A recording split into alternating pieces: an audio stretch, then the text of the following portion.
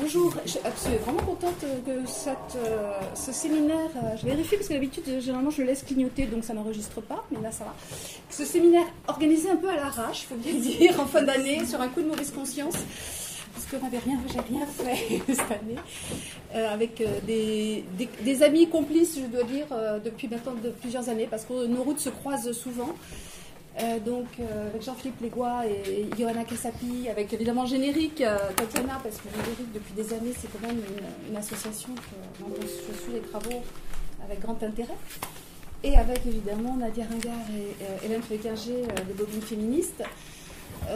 Au départ, ce sont donc, et donc moi Claire Scopsi, pour ceux qui ne m'ont jamais vu, ce qui nous réunit en général et qui fait qu'on se croise souvent, ce sont les mémoires, puisque nous collectons des mémoires ou nous nous intéressons aux collectes de mémoires, c'est-à-dire au fait de... Alors archiver quand on est archiviste et qu'on en a le métier et les pratiques, collecter des mémoires ou des corpus mémoriels quand on est un chercheur ou quand on est d'une autre profession et qu'on essaie de faire le mieux possible avec des intentions diverses. Mais en tout cas, ce qui nous réunit, c'est de rassembler des éléments du passé pour en faire une forme de récit, d'une certaine façon. Et il se trouve que nous avons tous les trois des thématiques, les trois groupes des thématiques qui relèvent aussi d'une militance, la migration, les migrants, je ne fais pas de dessin, le féminisme évidemment, et les mouvements. Et du coup, nous est venu, en discutant aussi avec Johanna, l'idée de réfléchir à ce que c'est que faire la mémoire, que travailler sur les mémoires quand on est un militant. Et qu'est-ce que ça implique? Est-ce que ce sont des archives et des mémoires comme les autres?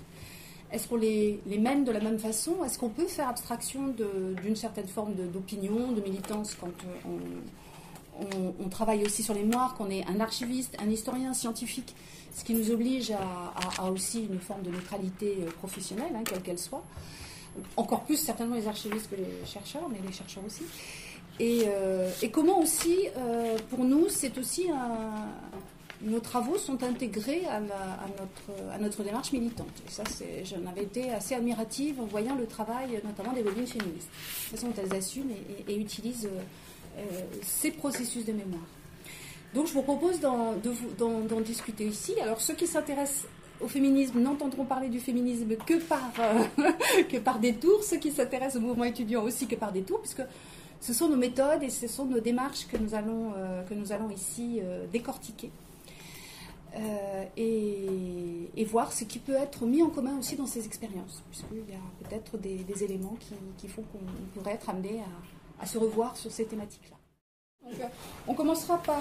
Ah oui, Jean-Philippe, je te passe la parole. C'est vrai que tu dois continuer. Non, mais... Le point d'interrogation, vas-y. Je voulais juste vous parler du point d'interrogation. Qui est un élément important. Au départ, on était parti sur collecter les mémoires, un acte militant, sans ponctuation.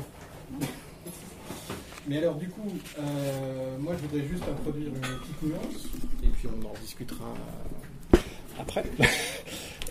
Est-ce que c'est un acte militant? Est-ce que c'est un acte citoyen? Est-ce que c'est la même chose? Parce qu'en fait, quand on dit acte militant, c'est qu'on milite pour quelque chose, pour défendre une cause ou une certaine vision d'un mouvement. Et nous, le problème qu'on a à la Cité des mémoires étudiantes, c'est que on essaye, malgré eux, malgré nous, on essaye de travailler pour tous les mouvements étudiants. Parce qu'on considère que c'est aussi leur diversité d'orientation et leur diversité de pratique qui enrichit le mouvement étudiant et qu'on revoit ça après à chaque fois quand il y a assemblée générale, coordination, etc. Donc on ne s'intéresse pas forcément que à la mémoire de l'UNEF, que à la mémoire des mouvements étudiants qui se disent syndicats, on ne s'intéresse pas que à tel ou tel aspect, on essaye de prendre ce collectif. Alors, en même temps, on ne va pas dire que parce qu'on est archiviste, on veut être neutre, ou parce qu'on est chercheur, on a une neutralité axiologique, comme disent certains sociologues, qui ferait que on prendrait ça avec des pincettes. Mais effectivement, c'est pas forcément un acte militant dans le sens où on n'est pas là pour archiver et valoriser le programme de tel ou tel mouvement étudiant.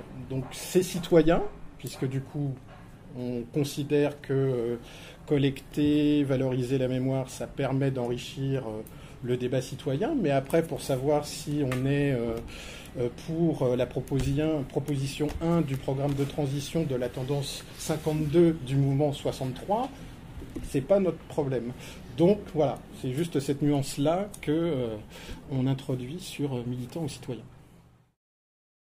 Donc, nous commencerons par par un duo, avec une discutante et une intervenante. Donc, Tatiana Sagatny, générique, sera confiée au bon soin de Johanna. Et voilà. Et ensuite, dans sa deuxième temps, Hélène Fleckinger et Nadia Ringa. À tes bons soins. Voilà, à mes bons soins.